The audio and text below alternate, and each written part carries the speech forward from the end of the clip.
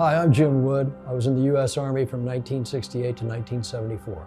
Jim, what did you do in the Army? Flew helicopters.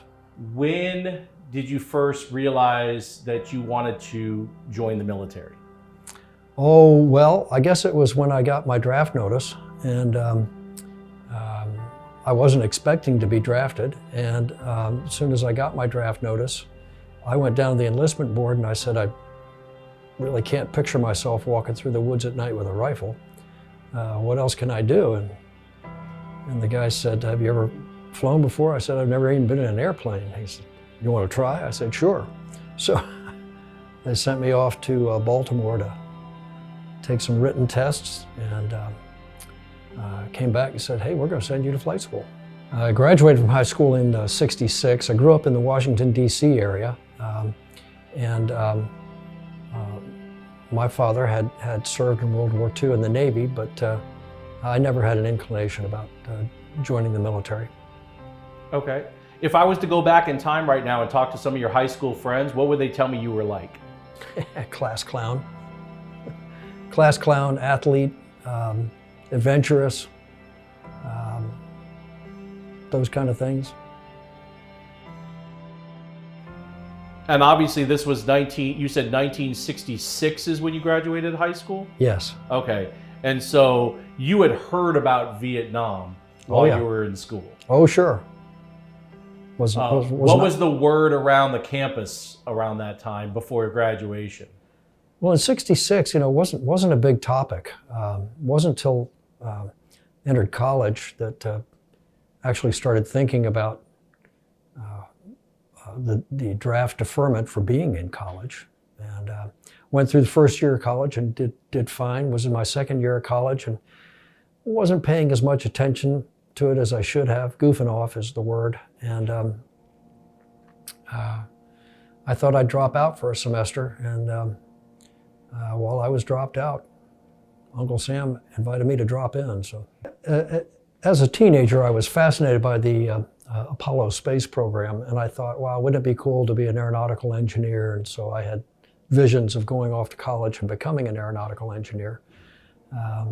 So I did really well in math and science in high school, and I was like an average student in history and English. I got in college, my second year of college, it was just the opposite. I was doing really well in English and history, and not as hot as I should have been doing in math and science. So that's what caused me to drop out. And I didn't anticipate going in the military, but I knew it was a possibility. I realized that the draft could get me. And when I got my notice, it wasn't really a draft notice. No, I got my notice to report for a physical. That's what it was. And I went, uh-oh. So that's when I went down to the draft board and said, come on, guys, I don't want to be in the infantry. What can we do? And that's when they offered me flight school. If you ask me why they offered me flight school, I have no idea. But they did, and off I went. So when did you actually leave for basic training? September of '68. September of 1968. Yeah, it was the first time I'd ever been on an airplane. I hopped on a jet somewhere in the DC area and flew down to probably New Orleans. And then we caught a bus to Fort Polk, Louisiana. And that's where we had basic training. And my first recollection of Fort Polk was that it was in the middle of nowhere. And my second recollection was when I sat down in the barber's chair and the guy went, how did you want that cut? And of course, they were just shaving the hair right off. I was, of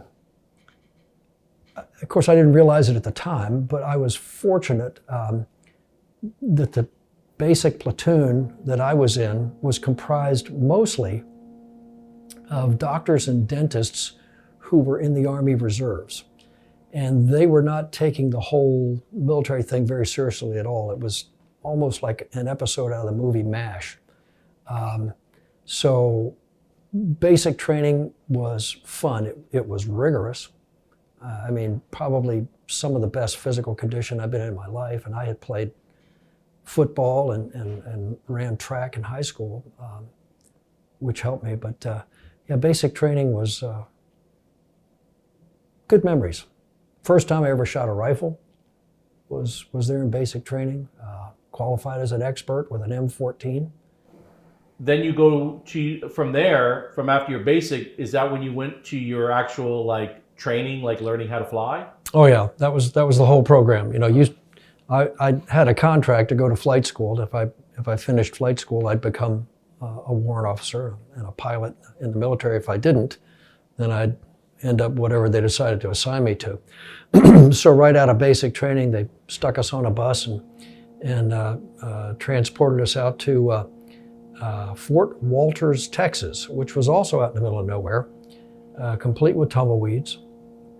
And I have a very vivid recollection of the bus pulling up outside the barracks at Fort Walters, and these guys in shiny helmets with batons in their hands jumping on the bus before it even stopped and said, "You people were supposed to be here 3 hours ago. What the F are you doing still sitting on your asses?"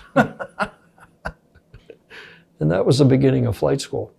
That was a Sunday, that was a Saturday afternoon.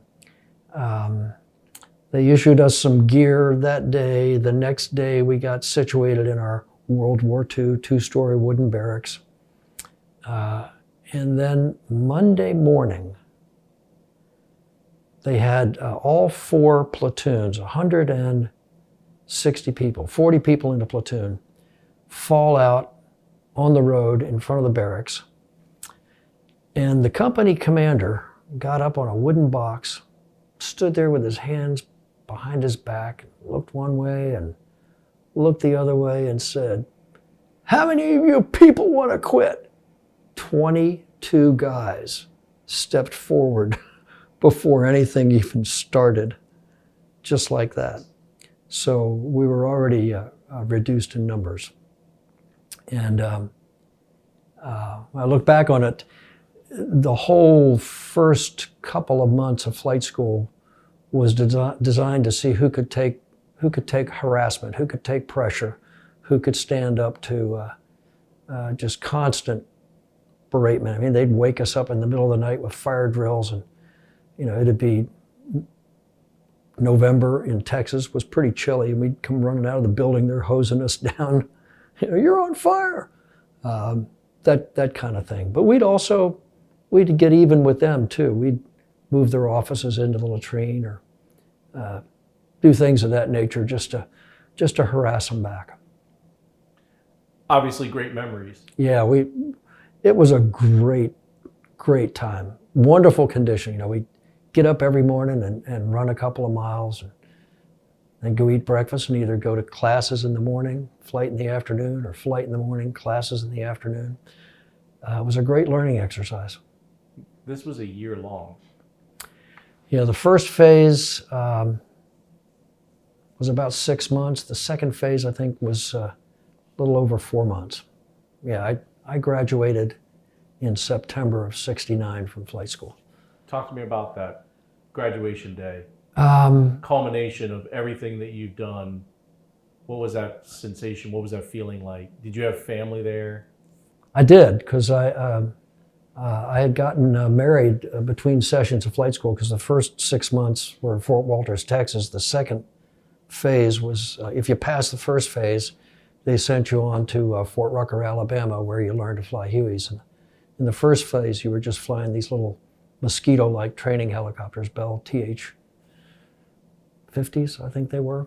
Gosh, looking way back. I remember, if I can just go back a little bit, things that stand out for flight school was that first solo flight. I think we had 15 hours in which we had to solo or we'd wash out of the program.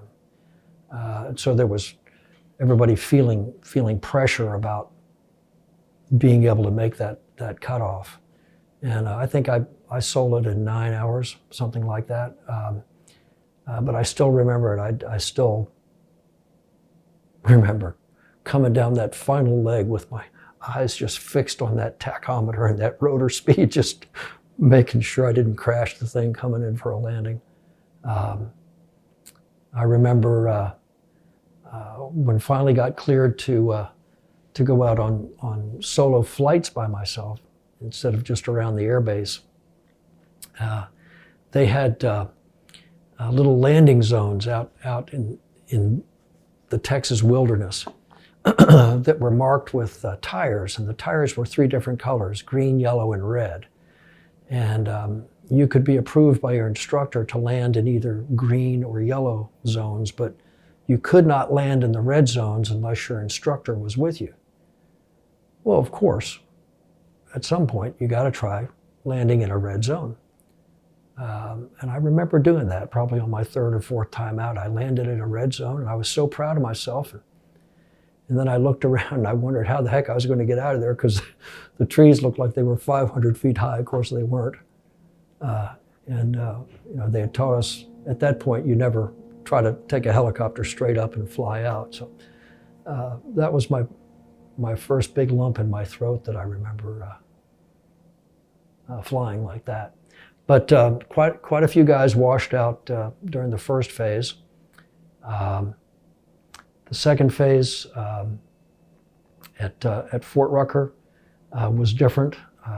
We learned basic instruments in these old World War II era, Korean era Bell helicopters like you'd see in the TV series MASH.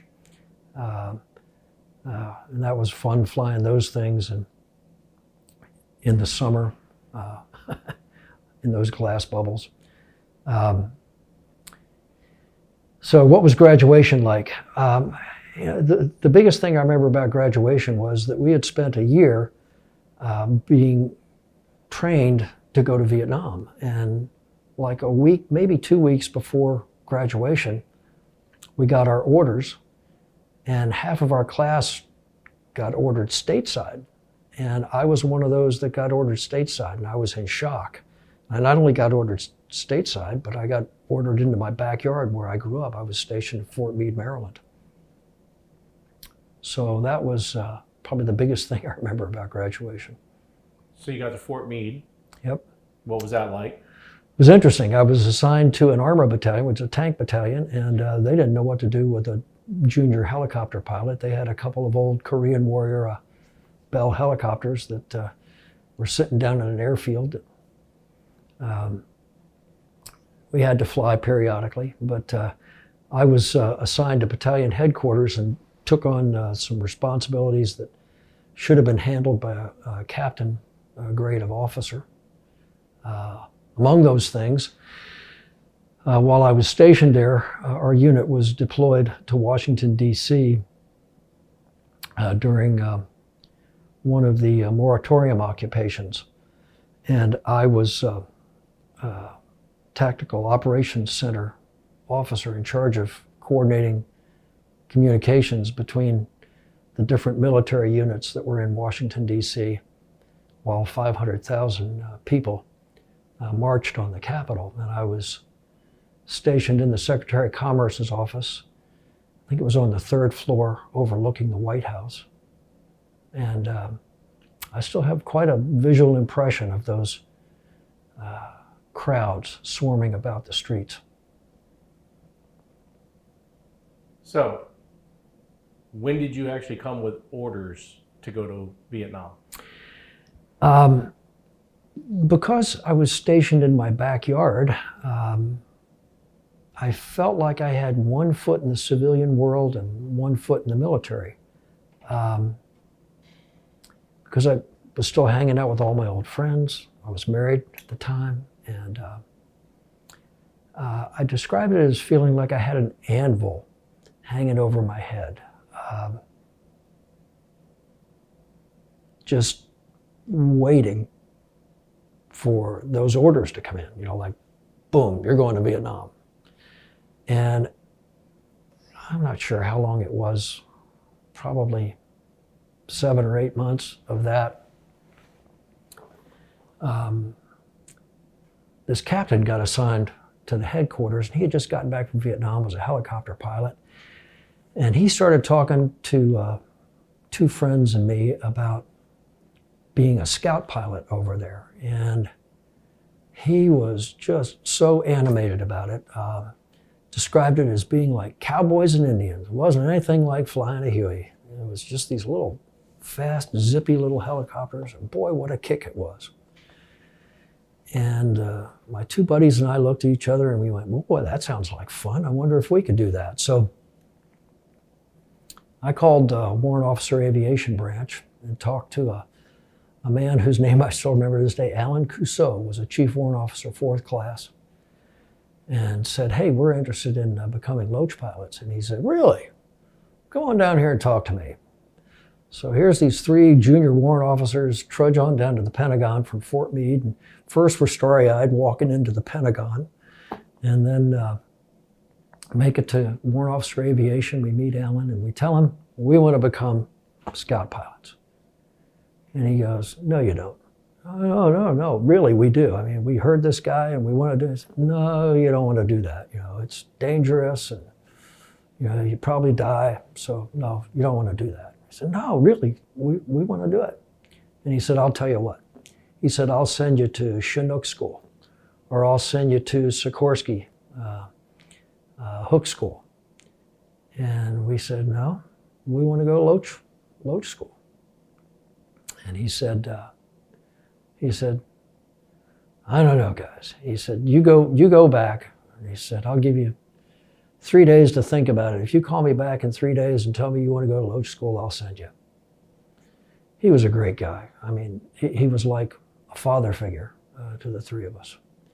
And the next day, I remember being in my office and I just couldn't get it out of my mind. And I just said, I'm going to do it. And I walked back to where my friends were, Chris and Mel. And I said, guys, I'm going. If you want to go, you can go too, but I'm going.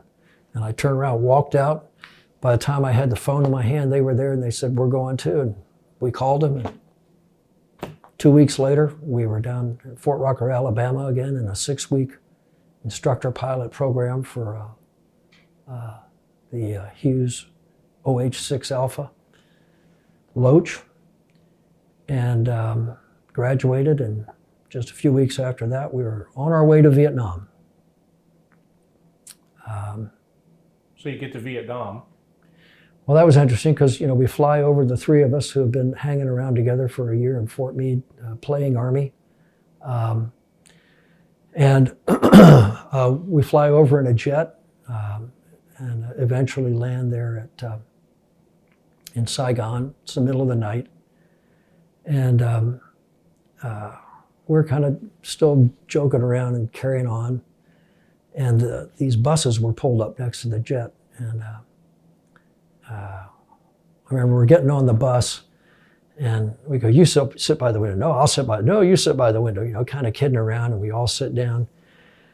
And again, it's the middle of the night, I don't know, 2 or 3 in the morning. And there's a little bit of chatter going on. And then somebody says to the driver, hey, why is there chicken wire on the windows? And he turned around and said, it's to keep the hand grenades out.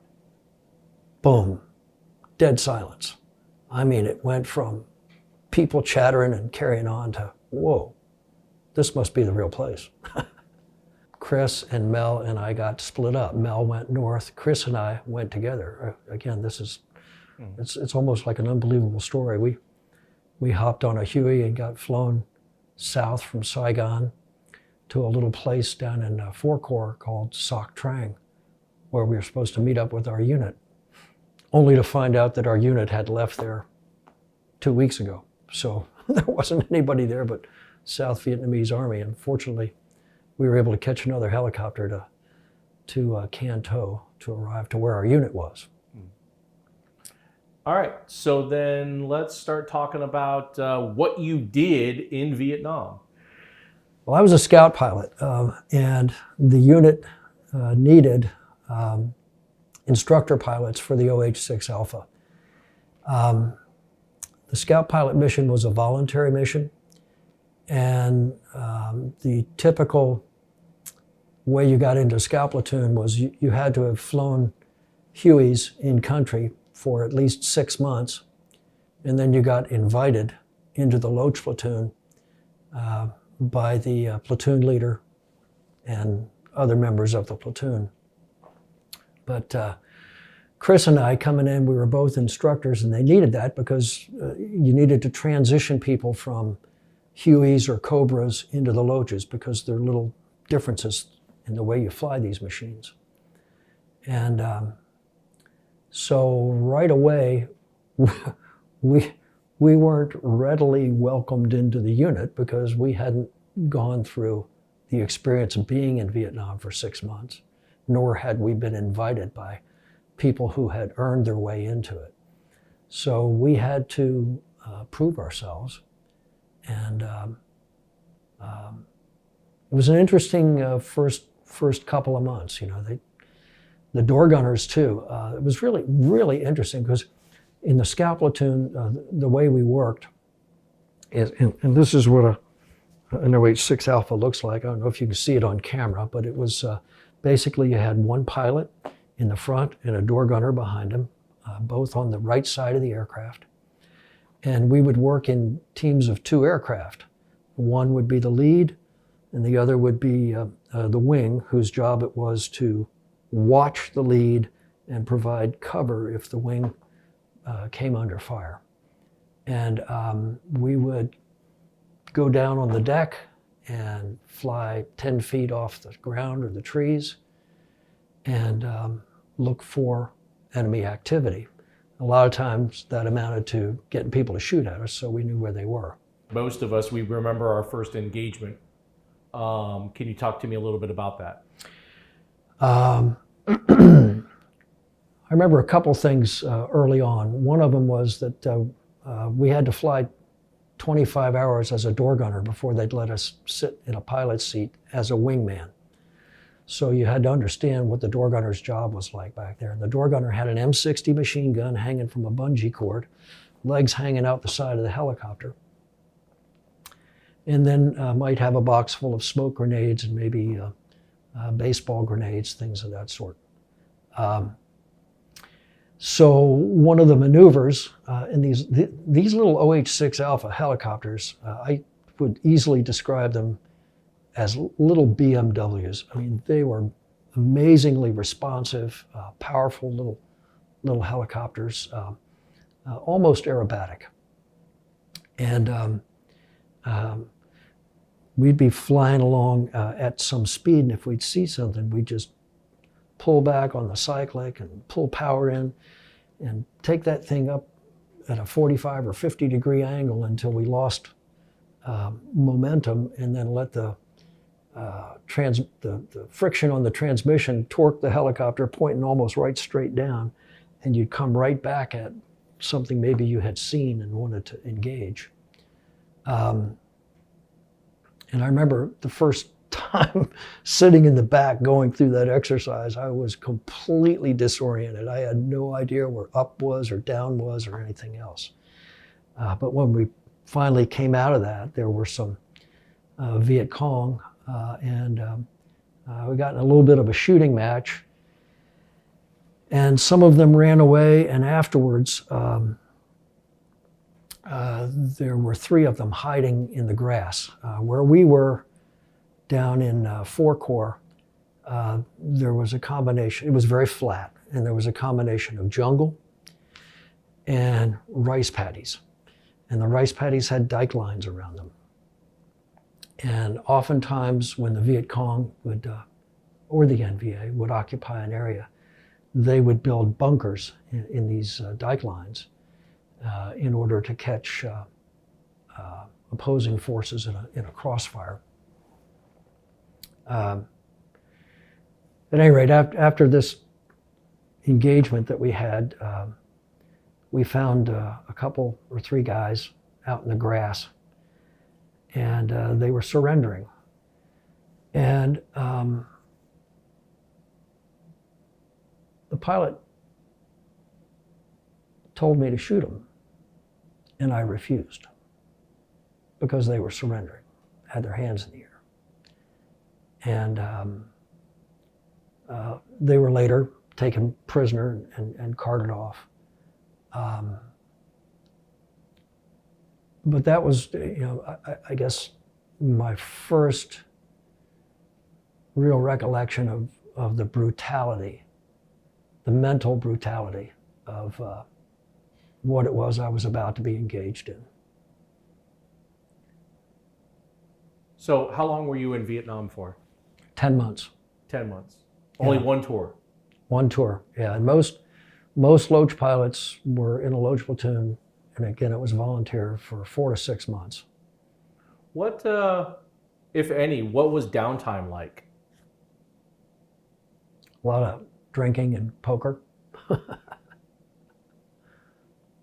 Camaraderie?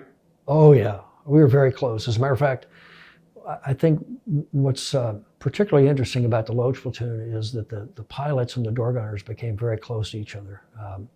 And to this day, I stay in touch with the door gunners much more so than the pilots, those of them that are left. Yeah, we were very close. Yeah, I got to ask, because I've asked this of everybody. Obviously, you remember the day of, do you remember any day of significant loss? Oh yeah. Yeah. During my 10 months, we had 23 pilots in my platoon. I was in Charlie 16th Cav. Our platoon was called the Outcasts. There's a book about it.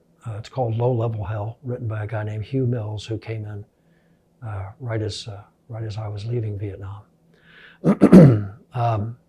So we had 23 pilots during the 10 months I was there. I was one of 3 that walked home. The others were either killed or seriously wounded and medevaced out. I have a particular loss that really hurts. Was a fellow named Mike Lukow.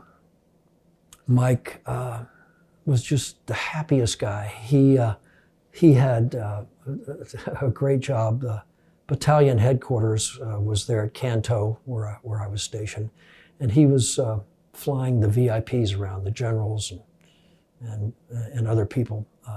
He'd fly them around 4 Corps. And he wanted to be a Loach pilot. And after 6 months or so in country, Mike got into the Loach platoon. And his younger brother, volunteered to come to Vietnam. Excuse me. Pardon me. And actually got assigned to that same battalion headquarters in an administrative role. And the rule back then was that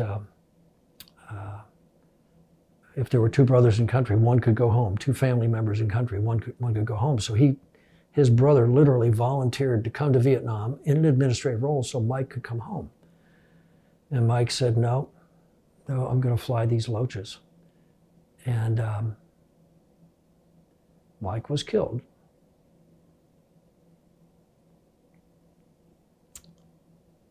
And what made it even more poignant is that the young man who was his door gunner, Tom Bickford, was only out on his 3rd mission. On his 1st mission, Bickford was shot down, walked away with the pilot. On his 2nd mission, he was with me. And we were involved in a really bad crash. We went in upside down in the jungle, had to fight our way out. We were rescued by the battalion commander, who just happened to be observing our operation at the time, risked his life to get us out of there.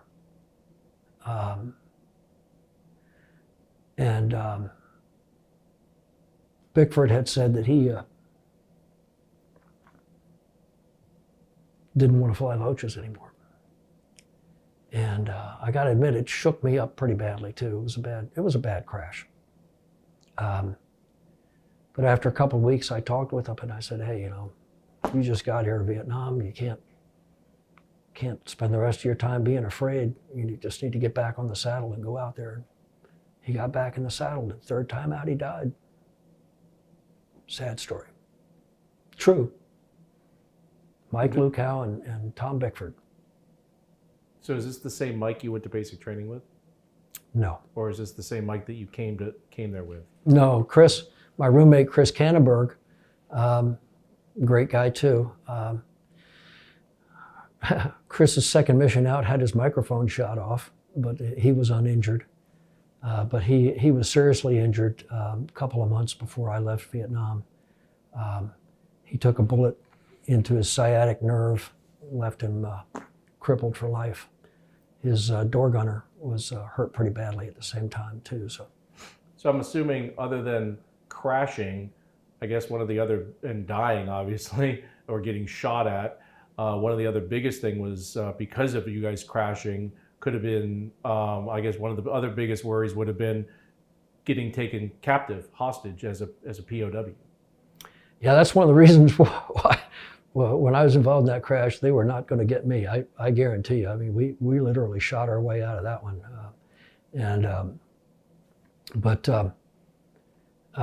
Probably one of the most frustrating experiences that I had was the Navy provided fuel barges for our operations, because we'd be out in the middle of nowhere, and they'd pull these bladders in so we could refuel. And one of their barges got hit by, I don't remember if it was NVA or Kong, but they took the Navy guys captive. And I spent 2 days looking for them. I asked.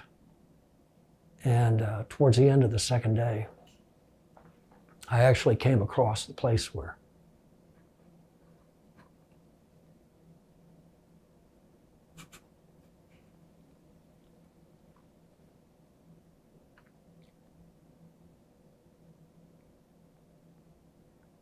I found the place where they were holding them.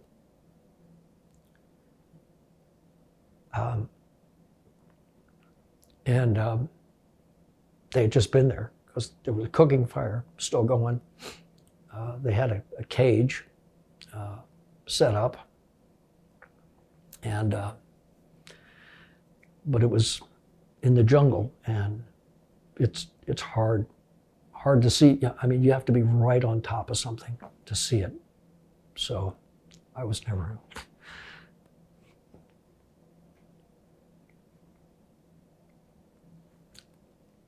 I didn't find him.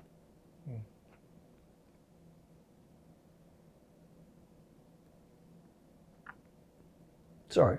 It's okay.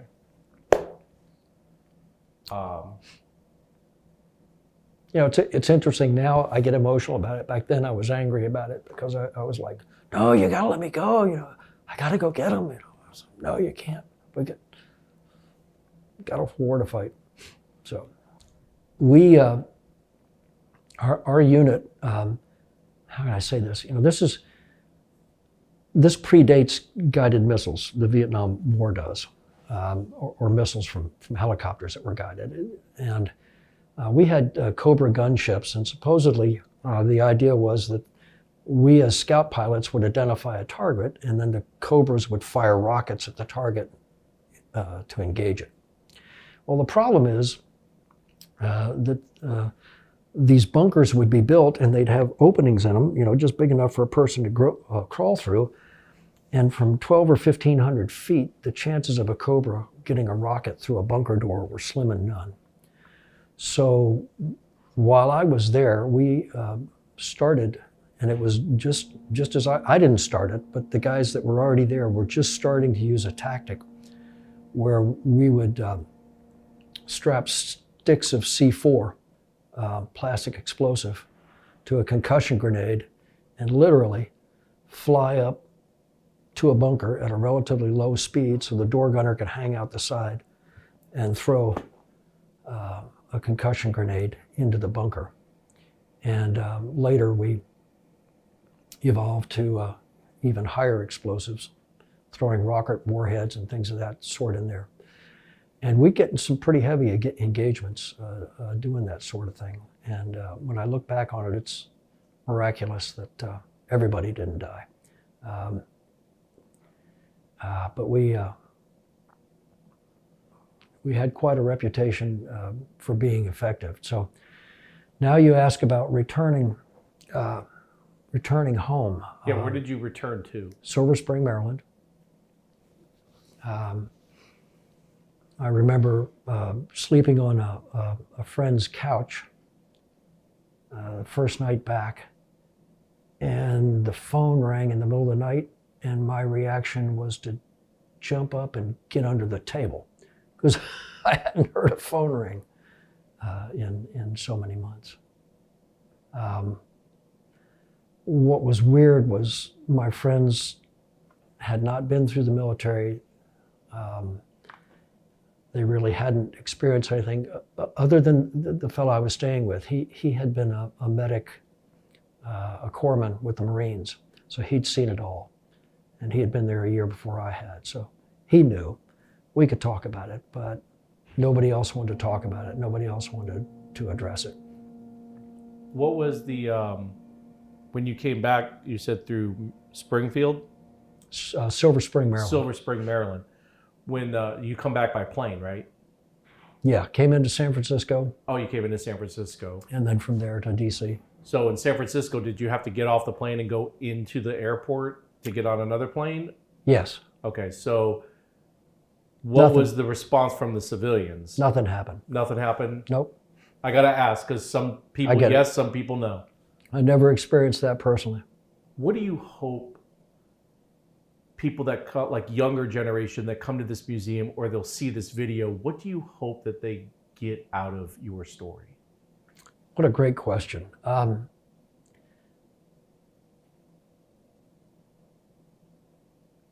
War is hell. I mean, you've heard that expression countless times. I was scared more often than not. But I did my job, and I would not wish it on anybody. I would wish that anybody who votes to send young men or women off to war would have served in combat themselves first, so that they understand what they're asking people to do. I would point out that, we see a lot about the physical injuries that people come back with from war. We also now hear a huge amount about PTSD. But we don't hear a whole lot about the spiritual impact of war.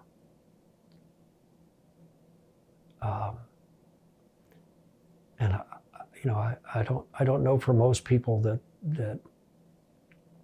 they recognize that it's a very spiritual experience. And when I say spiritual, I'm not talking about religious. I mean, it affects your spirit.